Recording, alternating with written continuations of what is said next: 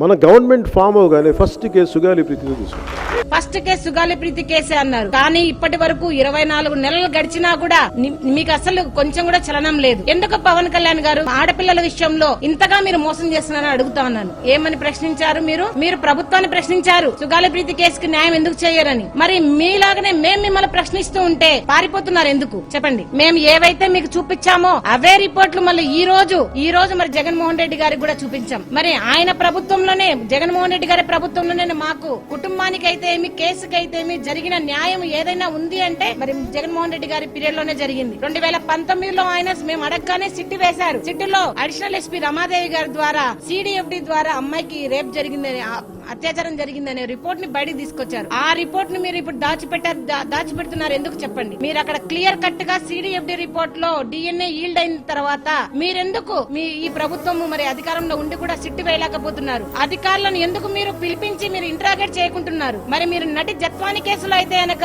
పెద్ద పోలీస్ ఆఫీసర్లను మీరు ఇంట్రాగేట్ చేస్తున్నారు, జైలు పంపించారు. మరి సుగాలి ప్రీతి కేసులో ఎందుకు అలాంటి చర్యలు తీసుకోవట్లేదు. గిరిజన బిడ్డ అని మీరు ఏమన్నా అలా చెప్తున్నారా, లేదంటే గనక మిమ్మల్ని ఎవరు అడిగే లేరని అడుగుతున్నారా చెప్పండి. పవన్ కళ్యాణ్ గారు ఇప్పటికైనా కూడా మీరు కేవలం నేను రాజకీయం కోసమే సుగాలి ప్రీతి కేసును వాడుకున్నారని మీరు ఒప్పుకోండి.